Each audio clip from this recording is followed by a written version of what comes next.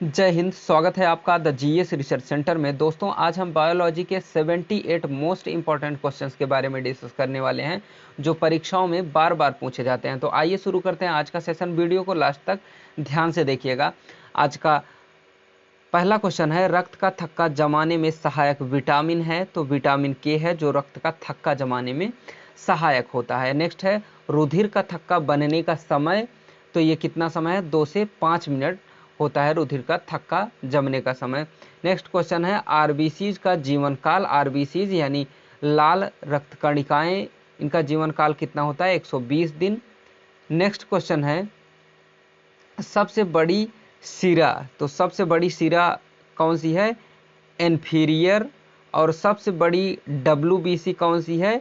Monocytes. और सबसे छोटी डब्ल्यूबीसी कौन सी है? लिम्फोसाइट्स। तो इसको याद रखेंगे, सबसे छोटी लिम्फोसाइट्स, सबसे बड़ी डब्ल्यूबीसी मोनोसाइट्स है।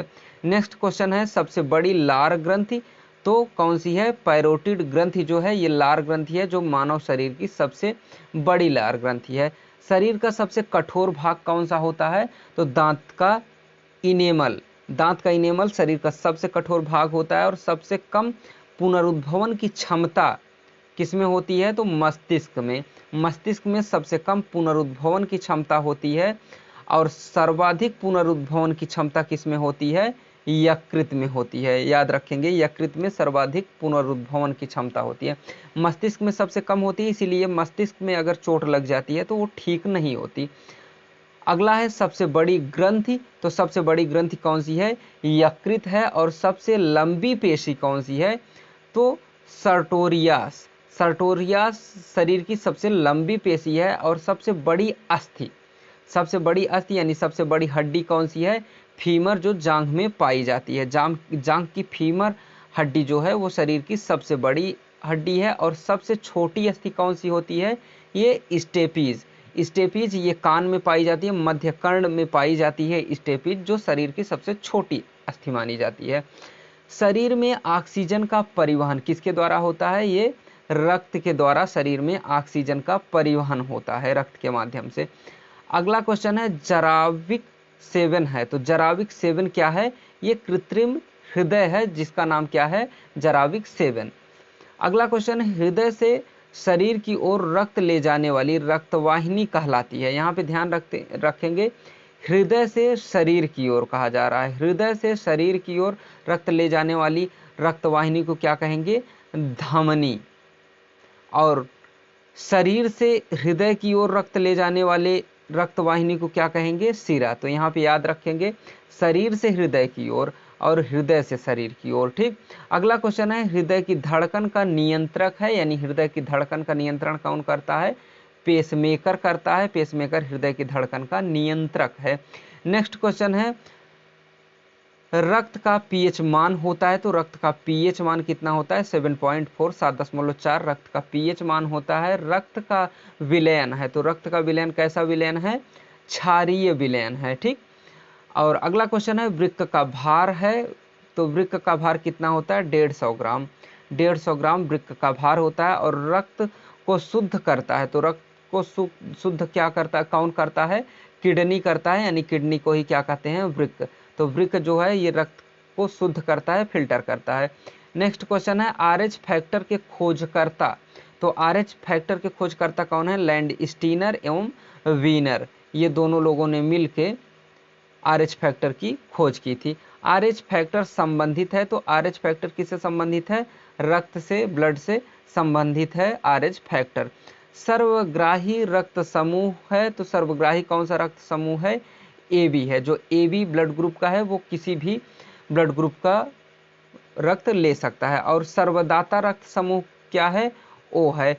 लेकिन कभी कभी ऑप्शन में ओ प्लस और ओ माइनस देता है। तो जब ऐसा होगा तो ओ माइनस, जो ओ माइनस होता है वो सर्वदाता रक्त समूह होता है। लेकिन जब ओ प्लस माइनस वाला मैटर न रहे तो वहाँ पे ओ लगाएंगे, ऑप्शन सही। तो सर्वदाता रक्त समूह क्या होता है? ओ होता है या ओ माइनस कहेंगे। सरसों का वैज्ञानिक नाम क्या है? तो क्या है सरसों का वैज्ञानिक नाम?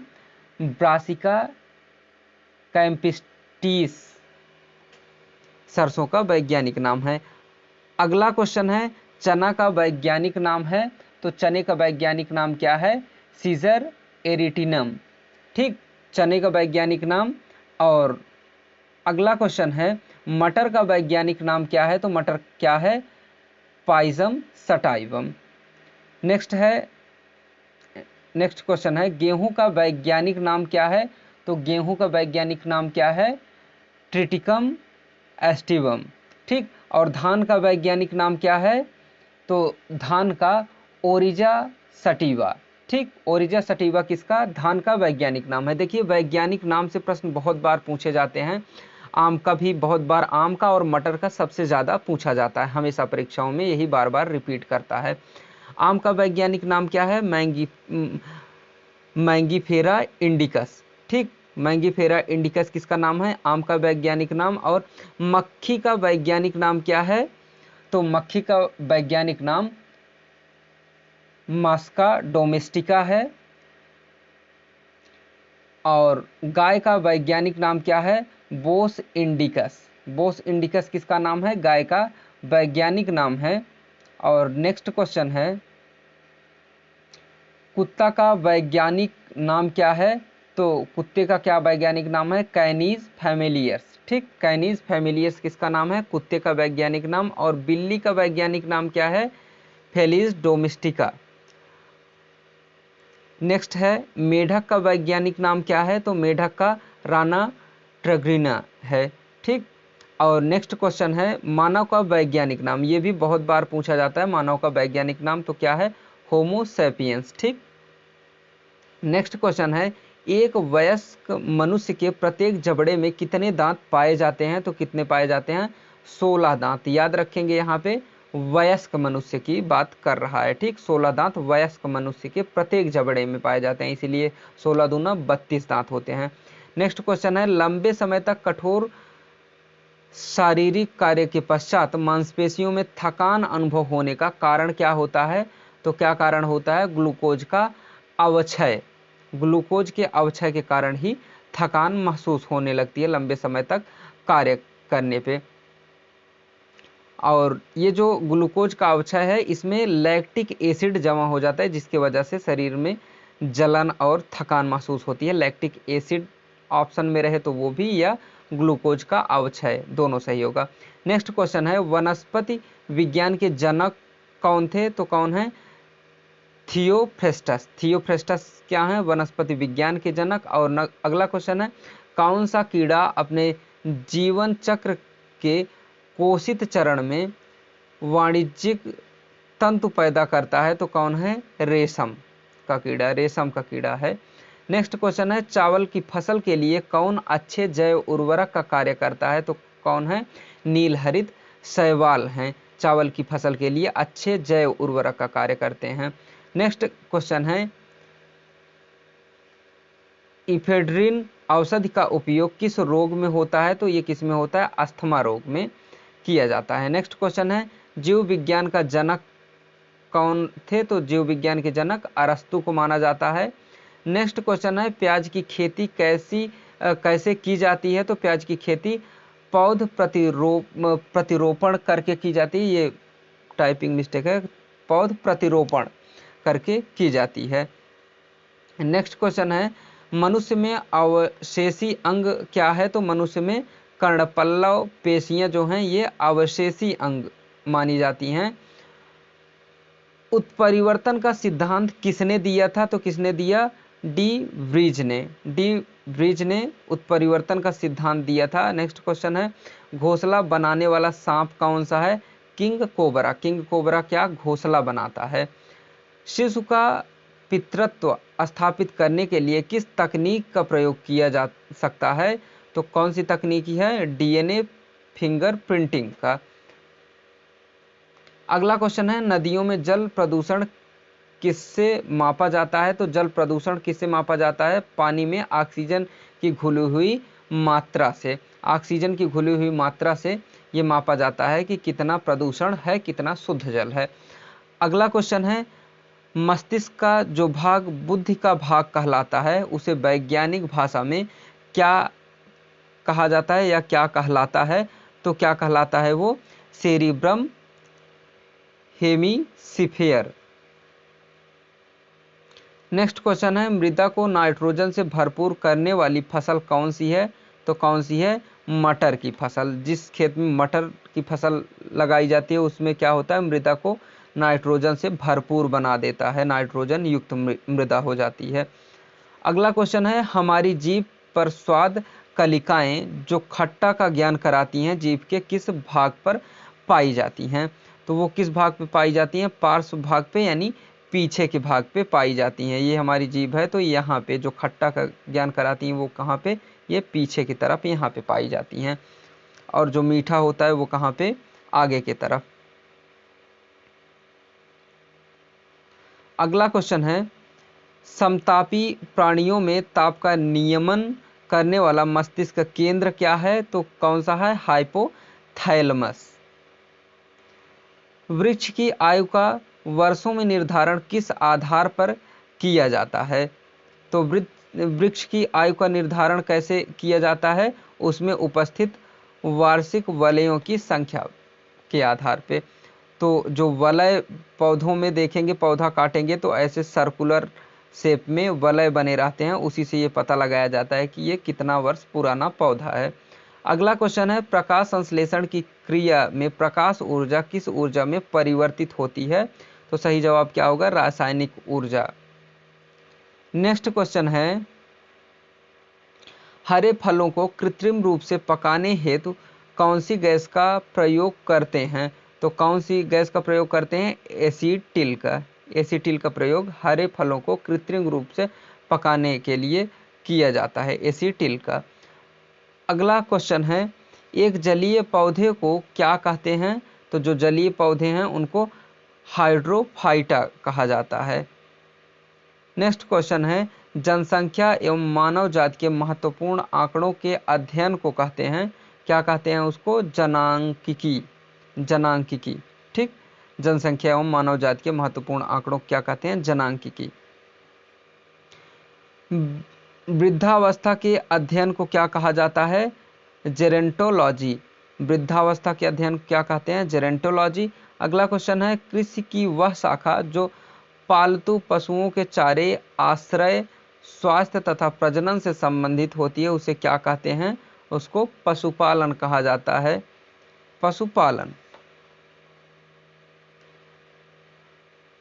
अगला क्वेश्चन है, कौन एक आंख से आगे की ओर तथा उसी समय दूसरी आंख से पीछे की ओर देख सकता है? तो ऐसी क्षमता किसमें होती है? गिरगिट में। गिरगिट एक साथ आगे और पीछे दोनों देख सकता है। अगला क्वेश्चन है, एजोला, नील हरित शैवाल एवं एल्फा किस के रूप प्रयोग होते हैं? किसके रूप में प्रयोग किए जाते हैं? सही क्या होगा? एजोला, नील हरित शैवाल एवं एल्फा ये क्या हैं? ये घास हैं। ये किस रूप में प्रयोग किए जाते हैं? तो ये जैव उर्वरक के रूप में ये प्रयोग किए जाते हैं, नील हरित शैवाल और अल्फा। अगला क्वेश्चन है, बारूदी सुरंगों का पता लगाने में कौन उपयोगी होता है? तो कौन? पतंगा।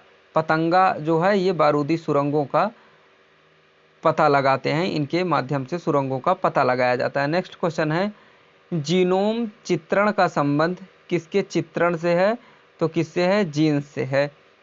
जीन्स पहनने वाला नहीं, जीन्स का मतलब जीन से है, मानव में जो जीन पाए जाते हैं उनसे है। अगला क्वेश्चन है, अमोनिया को नाइट्रेट में बदलने में कौन भूमिका निभाता है? तो नाइट्रोसोमोनास क्या करता है? अमोनिया को नाइट्रेट में बदलने में भूमिका निभाता है। 11वां क्वेश्चन है, आंख का वह भाग जिसमें वर्णक होल होता है तथा जो किसी व्यक्ति की आंखों का रंग निश्चित करता है उसे क्या कहते हैं? उसको आइरिस कहा जाता है, ठीक। अगला क्वेश्चन है, सब्जी विज्ञान के अध्ययन को क्या कहते हैं? तो सब्जी विज्ञान के अध्ययन को ओलेरी कल्चर कहा जाता है। सब्जियों को अध्ययन क्या? ओलेरी कल्चर। पुष्प विज्ञान के अध्ययन को क्या कहते हैं? फ्लोरिकल्चर कहा जाता है, ये भी बहुत पूछा जाता है। फल विज्ञान के अध्ययन को क्या कहते हैं? पोमोलॉजी। फल विज्ञान के अध्ययन को क्या? पोमोलॉजी कहा जाता है। कीटों के वैज्ञानिक अध्ययन को क्या कहते हैं? एंटोमोलॉजी। एंटोमोलॉजी किसका अध्ययन है? कीटों का। यीस्ट और मशरूम क्या होते हैं? तो यीस्ट और मशरूम क्या होते हैं? ये फफूंद होते हैं, यानी फंजाई होते हैं। अगला क्वेश्चन है, बीज के अंकुरण में क्या महत्वपूर्ण होता है? तो बीज के अंकुरण के लिए हवा, नमी एवं उपयुक्त ताप, ये तीनों चीजें आवश्यक होती हैं, तभी बीज का अंकुरण होता है। चौथा क्वेश्चन है, सिनकोना पौधे के तने की छाल से क्या प्राप्त की जाती है? तो कुनयन प्राप्त की जाती है। सिनकोना पौधे के तने से कुनयन प्राप्त की जाती है। ये कई बार प्रश्न पूछा जाता है, बार बार पूछा जाता है, कुनयन किससे प्राप्त किया जाता है। अगला क्वेश्चन है, केला और नारियल कैसे फल हैं? तो ये बीजपत्री हैं। केला और नारियल कैसे फल हैं? बीजपत्री फल हैं। दूसरा क्वेश्चन है, पौधे का कौन सा भाग श्वसन करता है? तो पौधे की पत्ती सांस लेने का काम करती है। ठीक, तो पत्तियों से श्वसन होता है। आज का लास्ट क्वेश्चन है, नमकीन क्षेत्र में होने वाली वनस्पतियों को क्या कहते हैं? तो क्या कहा जाता है? हेलोफाइटा। नमकीन क्षेत्र में होने वाली वनस्पतियों को क्या कहा जाता है? हेलोफाइटा। तो आज के सेशन में बस इतना ही। इसी प्रकार से और भी इम्पोर्टेंट क्वेश्चंस पाने के लिए चैनल को सब्सक्राइब करें, और वीडियो पसंद आए तो वीडियो को लाइक ज़रूर करें। Thank you.